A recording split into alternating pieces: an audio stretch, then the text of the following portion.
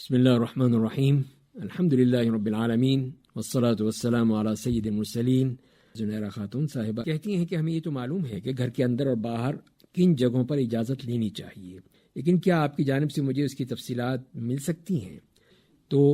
پہلی بات تو یہ ہے آپ کے سوال کے جواب میں کہ اللہ تعالیٰ کا فرمان ہے کہ یا ایھا الذین آمنوا لا تدخلوا بیوتا غیر بیوتکم حتی تستأنسوا وتسلموا علی اہلہا، کہ ایمان والو اپنے گھروں کے ساتھ کسی اور گھر میں اس وقت تک داخل نہ ہو جب تک تم اجازت نہ لے لو، اور گھر والوں کو سلام کہو، یہ تمہارے لیے بہتر ہے تاکہ تم نصیحت حاصل کرو۔ تو اس بارے میں بعض مفسرین نے لکھا ہے کہ اللہ تعالیٰ اپنے مومن بندوں کی رہنمائی فرما رہا ہے کہ غیروں کے گھروں میں اجازت کے بغیر داخل مت ہو،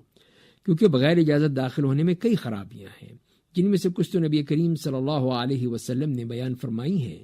چنانچہ رسول اللہ صلی اللہ علیہ وسلم کا فرمان ہے کہ گھر میں داخل ہونے سے پہلے نظر کی وجہ سے اجازت رکھی گئی ہے، تو بغیر اجازت کے داخل ہونے سے انسان کی نظر گھر کے اندر پردے والی چیز پر پڑ سکتی ہے، کیونکہ انسان کے لیے گھر ایسے ہی ہے جیسے جسم کا لباس ہے، تو جیسے جسم کو لباس ڈھانپتا ہے اسی طرح گھر بھی انسان کی پرائیویسی کو تحفظ دیتا ہے۔ اسی طرح بغیر اجازت داخل ہونے سے اندر آنے والے کے متعلق شکوک و شبہات پیدا ہوتے ہیں، اور ممکن ہے اس پر کوئی چوری کا الزام لگا دے، کیونکہ چپکے سے داخل ہونا بذات خود برے ارادے کی علامت ہے۔ اسی لیے اللہ تعالیٰ نے غیروں کے گھروں میں بغیر اجازت کے داخل ہونے سے منع فرما دیا۔ اللہ تعالیٰ نے اجازت کے لیے جو لفظ استعمال کیا ہے کہ تستأنسو، جس کا مطلب ہے کہ مانوسیت پیدا کرو، وہ طلب کرو، یعنی یہ لفظ بذات خود اس بات کی طرف اشارہ ہے کہ اجازت دینے سے مانوسیت حاصل ہوتی ہے، اور اجازت نہ ہو تو وحشت پیدا ہوتی ہے۔ اور پھر یہ فرمایا کہ وَتُسَلِّمُوا عَلَىٰ أَهْلِهَا، یعنی گھر والوں کو سلام کہو۔ اس کا طریقہ یہ ہے کہ پہلے سلام کہیں اور پھر پوچھیں کیا میں اندر آ سکتا ہوں، اجازت لے سکتا ہوں، اور اسی لیے فرمایا کہ ذَلِكُمْ خَيْرٌ لَكُمْ لَعَلَّكُمْ تَذَكَّرُونَ، یعنی مذکورہ اجازت لینا ہی تمہارے لیے بہتر ہے، کیونکہ اجازت لینے سے بہت سے فوائد حاصل ہوتے ہیں، اور یہ فرض اخلاقی آداب میں شامل ہے۔ چنانچہ اگر اجازت دی جائے تو اجازت طلب کرنے والے کو داخل ہونا چاہیے۔ دوسری بات یہ ہے کہ ایسی جگہیں جہاں اجازت لی جاتی ہے تو اس میں ہم یہ کہہ سکتے ہیں کہ اگر کوئی شخص کسی کے گھر میں داخل ہونا چاہتا ہے تو یہ اس کا ذاتی ہوگا یا کسی غیر کا ہوگا۔ اگر اس کا ذاتی ہے پھر یا تو وہ خالی ہوگا یا اس میں کوئی بھی نہ ہوگا، یا پھر اس میں صرف اس کی اہلیہ ہوگی اور کوئی نہیں ہوگا، یا بیوی کے ساتھ شوہر کے محرم رشتہ دار ہوں گے، بہن ہے، بیٹی ہے، ماں ہے۔ چنانچہ اگر اس کا ذاتی گھر ہے، کوئی بھی اس میں رہائش پذیر نہیں ہے، تو وہ کسی کی اجازت کے بغیر داخل ہو سکتا ہے،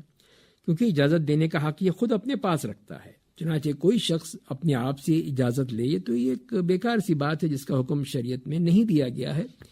تو لہذا پھر وہ اس میں داخل ہو سکتا ہے۔ اور اسی طرح اگر گھر میں صرف اکیلی اس کی بیوی ہے، ساتھ رہنے والا کوئی نہیں ہے، تو ایسی صورت میں بھی اجازت کی ضرورت نہیں ہے، کیونکہ شوہر کے لیے بیوی ایک محرم ہے، یعنی اس کے لیے کوئی اس میں پردے کی بات ہی نہیں ہے۔ تاہم اپنے آنے کے بارے میں کھانس کر یا آہٹ کے ذریعے سے بتلانا اچھی بات ہے، کیونکہ ایسا ممکن ہے کہ بیوی کسی ایسی حالت میں ہو جو پسند نہ کرتی ہو کہ کوئی اس کو دیکھے اس حالت میں، چاہے شوہر ہی کیوں نہ ہو، تو اسی لیے پھر وہ ایک طرح سے ایک آہٹ پیدا کر لینی چاہیے۔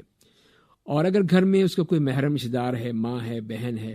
اور بیوی کے ساتھ اس کے مرد یا عورت رشتہ دار ہیں وہ بھی ہوں،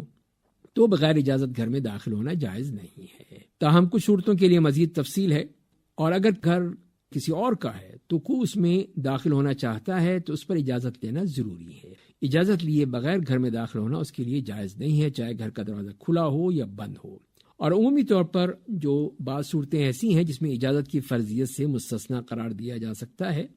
جیسے کہ ایسے ویران گھر ہیں جہاں لوگوں کا کوئی مفاد نہیں ہے، تو ایسے گھروں میں اجازت کے بغیر داخل ہو سکتے ہیں، کیونکہ ان میں داخل ہونے کی عمومی اجازت ہوتی ہے۔ لیکن یہ کون سے گھر ہیں اس میں کچھ اختلاف ہے، لیکن مطلب یہی ہے کہ وہ کوئی مفاد ہو تو ہی آدمی اس میں جاتا ہے، ورنہ کوئی نہیں جاتا۔ اسی طرح اس وقت بھی بغیر اجازت کے گھر میں داخل ہونا جائز ہوگا جب بغیر اجازت کے داخل ہونے سے کسی کی جان بچ سکتی ہو یا کسی کا مال بچ سکتا ہو، کیونکہ اجازت لینے کے انتظار میں ہی اگر ہم کھڑے رہے تو ہو سکتا ہے کسی کی جان چلی جائے، کسی کا مال تلف ہو جائے۔ اللہ تعالی ہمیں عمل کرنے کی توفیق عطا فرمائے۔